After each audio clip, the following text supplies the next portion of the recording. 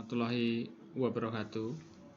Yang saya hormati Bapak Dr. Andes Umar Said, Ketua FGMP Pemasaran Provinsi Jawa Tengah, pemateri Pak Satkim SPD MPD, Guru BDP Cabang Dinas 10, kolega saya Bu Dr. Endang Muryandini MPD, dan Bapak Ibu semua peserta Diklat Pengelolaan Pembelajaran Jarak Jauh yang diselenggarakan atas kerjasama dari FGMP Pemasaran Provinsi Jawa Tengah dengan Fakultas Pendidikan Ilmu Pengetahuan Sosial dan Keolahragaan Universitas PGRI Semarang.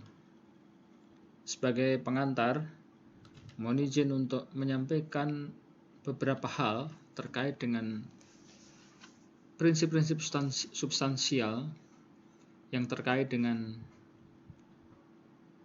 pembelajaran jarak jauh yang pada saat sekarang ini sedang diklatkan.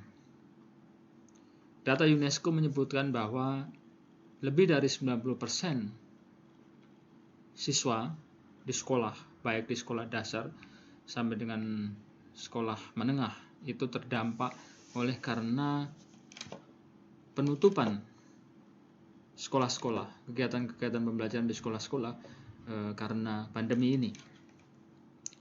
Pertanyaan yang muncul kemudian dan saya kira sangat substansial adalah bagaimana kemudian sistem pendidikan nasional itu dapat memastikan bahwa semua siswa akan memiliki akses yang sama untuk pendidikan berkualitas selama pandemi ini yang kita juga masih belum tahu kapan akan berakhir.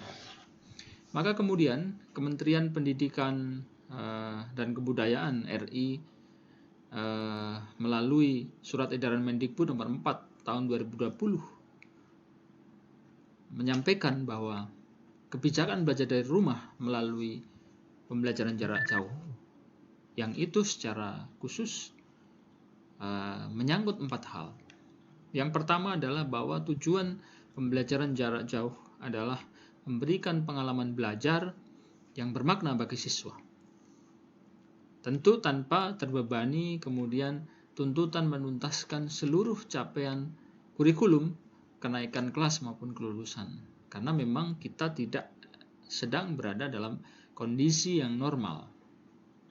Yang kedua adalah memfokuskan pendidikan kecakapan hidup, antara lain mengenai pandemi COVID-19 ini.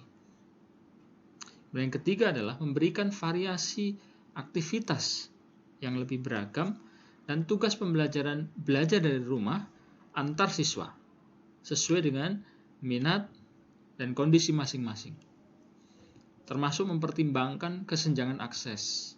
Akses apa? Akses fasilitas belajar dari rumah yang terkait dengan jaringan internet dan sebagainya. Dan yang keempat adalah memberikan umpan balik terhadap bukti atau produk aktivitas belajar dari rumah yang bersifat kualitatif dan berguna bagi guru tanpa keharusan untuk memberikan skor atau nilai. Maka kemudian kebijakan ini juga memberikan dasar yang sangat bagus menyangkut tentang peran dari guru, peran penting guru. Di mana ada 2 di situ. Yang pertama adalah peran penting guru dalam hal membantu siswa menghadapi ketidakpastian yang disebabkan oleh pandemi ini. Artinya belajar tetap kemudian bisa dilangsungkan.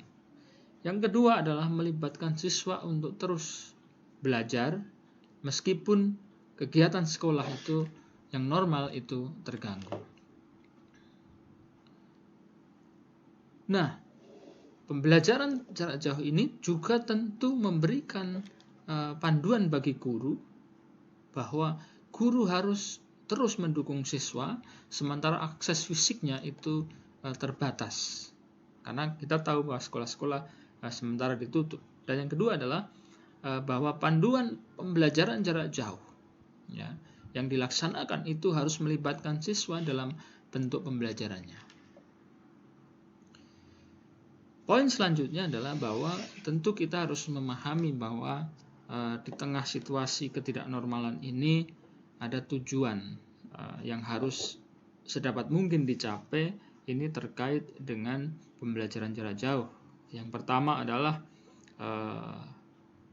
bisa memberikan panduan bagaimana pembelajaran jarak jauh itu dilakukan dengan mempertimbangkan satu, aksesibilitas siswa, tentu tergantung dengan keadaan masing-masing, akses masing-masing. Yang kedua, tentu mendorong kolaborasi aktif antara orang tua, guru, dan murid, ya, untuk belajar bersama dalam menghadapi situasi darurat ini. Maka ini adalah peran penting ketiganya, ini menjadi sangat penting. Dan yang ketiga adalah bahwa memastikan anak itu mendapatkan pengalaman belajar yang bermakna. Maka ini menjadi dasar kemudian bagaimana pembelajaran jarak jauh ini memang harus dilakukan. Tetapi ada hal yang juga sangat esensial di situ yang harus tentu dipenuhi di dalam model pembelajaran jarak jauh. Yang pertama adalah terkait dengan konten, yaitu apa, ya, isinya apa, kemudian siapa. Kalau apa tadi bicara kurikulum, tentu harus ada penyusunan kurikulum. Yang kedua siapa, ini profil belajarnya, kondisinya dan kebutuhan saat ini. Dan yang terakhir adalah bagaimana. Ini terkait dengan desain dan implementasi pembelajaran. Saya kira ini menjadi sangat penting terkait dengan kegiatan yang dilaksanakan pada kesempatan hari ini sebagai kegiatan lanjutan yang sudah dilaksanakan sebelumnya. Kami berharap bahwa kerjasama antara MGMP Pemasaran Provinsi Jawa Tengah ini dengan Fakultas Pendidikan Ilmu Pengetahuan Sosial dan Keolahragaan Universitas PGRI Semarang dapat berlangsung terus dan semakin besar, semakin intensif, sehingga akan menjadi salah satu bentuk sinergitas yang tentu saja bermanfaat secara lebih bagi semua pihak, tentunya dalam hal kemajuan pendidikan kita. Akhirnya dengan mengucapkan basmalah, bismillahirrahmanirrahim, acara pada kesempatan hari ini dan yang sudah digelar sebelumnya kami nyatakan dibuka. Terima kasih. Wassalamualaikum warahmatullahi wabarakatuh.